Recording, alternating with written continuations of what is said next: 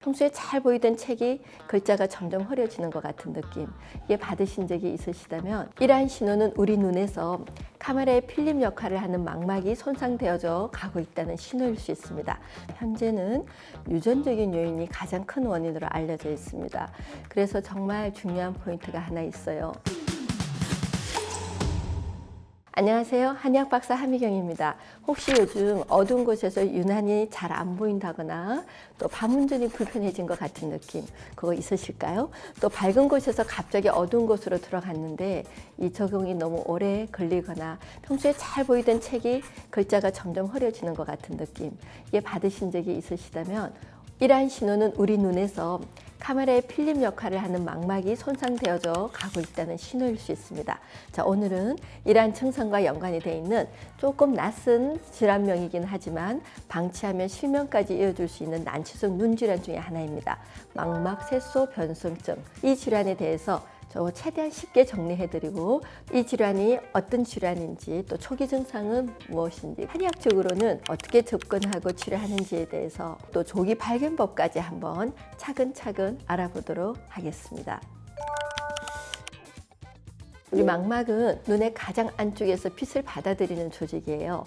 카메라로 치면 필름과 같은 그 이미지 센스라고 생각하시면 되겠습니다. 망막 색소 변성증은 이 망막의 시세포가 서서히 퇴화하면서 우리 시야가 좁아지고 시력이 감소하는 그런 질환이에요. 우리 시세포는요, 크게 두 종류가 있습니다. 하나는 어두운 곳에서 보는 기능하고 또 주변 시야를 담당하는 간상세포라는 세포하고요. 또 밝은 곳에서 보는 그 기능과 중심 시력과 우리 색상을 담당하는 원추세포, 이렇게 간상과 원추 두 가지 세포가 있습니다. 이 망막색소 변성증은 기본적으로 이 간상세포와 원추세포가 변성되어서 발생하는 질환입니다. 정확한 원인은 아직 완전히 밝혀지진 않았습니다. 현재는 유전적인 요인이 가장 큰 원인으로 알려져 있습니다. 그래서 정말 중요한 포인트가 하나 있어요. 가족력이 있는 경우도 있고 또 없는 경우도 있고 거의 반반 정도가 된다고 봅니다. 가족력이 없다고 해서 나는 괜찮겠지 하고 안심하시기도 어렵고요. 또 이 때문에 조기 발견이 더 어려운 병이기도 합니다. 사실 유전 형태는 다양하지만 오늘은 우리 영상에서 길게 다루기보다 핵심적인 설명에 대해서만 한번 집중해 보겠습니다. 이 망막 색소 변성증의 가장 대표적인 초기 증상은요, 야맹증이에요. 즉 어두운 곳에서 우리 시야가 잘 확보되지 않아서 불만 끄지고 밤만 되면은 굉장히 행동이 어려워지고 시간이 지나면서 조금 흔하게 나타나는 어떤 증상과 변화들이 있습니다. 첫째, 시야가 협착되어져서 주변 시야가 점점 좁아지는 느낌입니다. 두 번째는요, 글자가 희미해져서 읽기가 힘들어지거나 사람 얼굴도 식별하기가 어렵다는 증상들이 있습니다. 셋째는 주변은 까맣고 가운데만 보이는 듯한 느낌이 든다는 분들. 네 번째는 경우에 따라서 색각장애나 눈부심이나 빛번짐이나 이런 번쩍임 같은 증상들이 동반되는 경우들도 있습니다. 진행 속도는 사람마다 다르다고 합니다. 대부분은 수십 년에 걸쳐서 천천히 진행되지만 개인차가 있어서 얼마나 빠르게 나빠지나 하는 것은 단정하기가 어렵습니다. 대신 본인의 상태를 정확하게 알고 꾸준히 경과를 관찰하는 게 중요한 하나의 또 예방이거나 대처 방법이라고 생각을 합니다. 한의학에서는 이 망막색소 변성증을 안혼 또는 안맹의 범주로 보고요.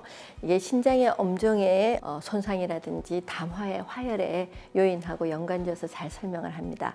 조금 어렵겠지만 저희가 치료 방법에서 구체적으로 한번 설명을 드리면, 신정이라 하는 것은 즉 신장의 에너지가 손상되어서 환자들이 이를 보충해주고 면역력이나 호르몬 기능을 활성화시켜주는 방법이라고 보시면 되고요. 담화나 화열이 원인이 되는 경우에는 이를 제거해주고 화나 열을 내려줘서 조화롭게 하는 경우를 말씀드릴 수 있는데요. 망막색소 변성증의 대표적인 증상인 이 야맹증의 경우에도 우리 한의학에서는 이걸 계명 또는 정목이라고 부릅니다. 계명은 밤눈이 특히 어두운 증상을 닭에 비유해서 말을 한 거고요. 정목이라 하는 거는 낮에는 밝던 이런 눈이 일몰 지나고 어두워지는 환경에서는 참새의 눈처럼 시력이 떨어진다는 것을 비유해서 하는 말입니다.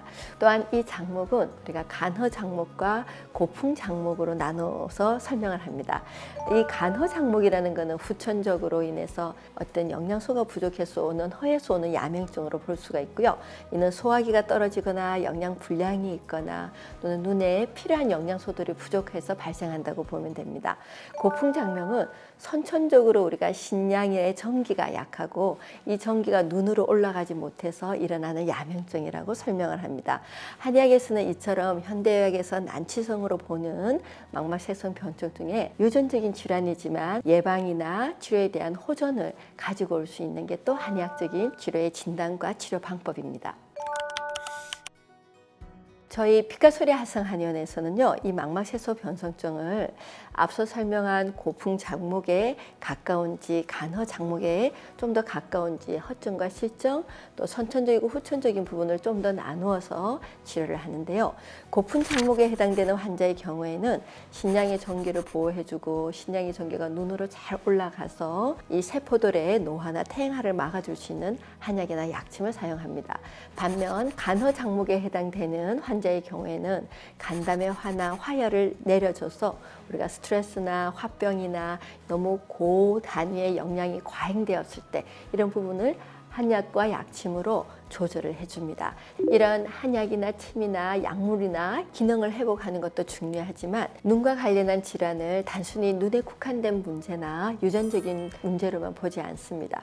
한의학에 있어서는 오장육부의 장기를 기능적으로 방금 조절하는 것과 같이 구조적으로도 눈 쪽에 가는 혈류의 문제를 악화시키는 부분을 반드시 체크를 해봅니다. 뿐만 아니라 생활 환경적인 요인에서 정신적인 스트레스나 또 물리적인 어떤 스트레스나 긴장들이 내 눈에 혈액순환과 영양 공급을 하는 데 있어서 어떤 악화 요인으로 작용하고 있다면 기능적이고 구조적이고 생활 환경적인 부분을 총합해서 망막색소 변성증에 대한 진행을 막고 완전히 손상되지 않은 시세포나 시신경은 재생시키고 활성화시킬 수 있는 치료의 효과도 기대를 하고 있습니다. 망막색소 변성증은 야맹증에 관한 어떤 조짐 말고는 두드러진 자각 증상이 없는 경우가 많습니다. 오랫동안 진행된 의효약 감지를 하고 그때 진단을 받는 경우가 많은데요. 따라서 조기 진단과 치료는 매우 중요합니다. 이 질환은 유아기나 아동기에 발생하는 경우가 많습니다. 부모님들의 관심이 참 중요합니다. 다음 사항에 해당되는 아동들의 경우에는요, 반드시 정밀 진단이나 정기적인 관리가 꼭 필수적입니다. 10세 전후에 야맹증 진단을 받았다. 또 어두운 데서 물체나 길을 찾기 힘들어하고 헤매는 경향이 있다. 또 지하실이나 극장 등에서 어두운 장소에 가면은 야간에는 장소를 찾거나 물건을 찾는데 헤매고 있다. 이런 부분들이 보인다면은 부모님들은 혹시 유전적인 어떤 질환, 또 망막색소 변성증이라는 질환도 조금은 염두에 두시고 한번 정밀 검사를 받아보시는 게 좋겠습니다. 망막 질환으로 힘들어하시는 환자분들께 꼭 이 말씀을 전해드리고 싶습니다. 작년 3월에 카이스트의 생명과학과 김우진 교수 연구팀이 손상된 시력 회복을 가능케 하는 망막 질환 치료제를 세계 최초로 줄기세포를 기반으로 해서 개발하고 있다는 반가운 소식이 있었습니다. 이처럼 현대의학과 과학은 새로운 의료 치료제에 대해서 난치성 질환에 대한 치료제에 대해서 연구를 하고 있습니다.